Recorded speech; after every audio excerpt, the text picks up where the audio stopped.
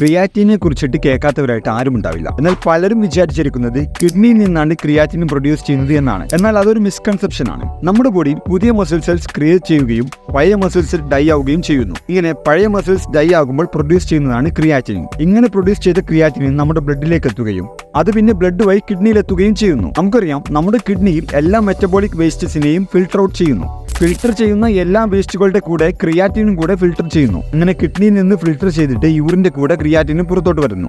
അപ്പോൾ കിഡ്നി പ്രോപ്പറായിട്ട് ഫംഗ്ഷൻ ചെയ്യുകയാണെങ്കിൽ നമ്മുടെ ബ്ലഡിൽ നിന്ന് യൂറിനിലേക്ക് ക്രിയാറ്റിനും പുറത്തേക്ക് എത്തുന്നു. അങ്ങനെ ബ്ലഡിലെ ക്രിയാറ്റിനെ നോർമൽ ആയിട്ട് നിർത്തുന്നു. നമ്മുടെ ബോഡിയിലെ ക്രിയാറ്റിനെ നോർമൽ വാല്യൂ ആയിട്ട് വരുന്നത് 0.6 to 1.3 മില്ലിഗ്രാം പെർ ഡെസിലിറ്റർ ഒക്കെയാണ്. ബ്ലഡിലെ ക്രിയാറ്റിന്റെ ലെവൽ നമ്മൾ മെഷർ ചെയ്യുകയാണെങ്കിൽ കിഡ്നിയിലെ ഫംഗ്ഷനിങ്ങിന്റെ അബ്നോർമാലിറ്റിയുടെ സാധ്യത നമുക്ക് മനസ്സിലാക്കാൻ പറ്റും. എന്നാൽ ക്രിയാറ്റിന്റെ ലെവൽ കൂടുന്നത് കിഡ്നി ഫംഗ്ഷൻ അബ്നോർമൽ ആയിട്ടാണെന്ന് നമുക്ക് ഉറപ്പിച്ച് പറയാൻ സാധിക്കില്ല.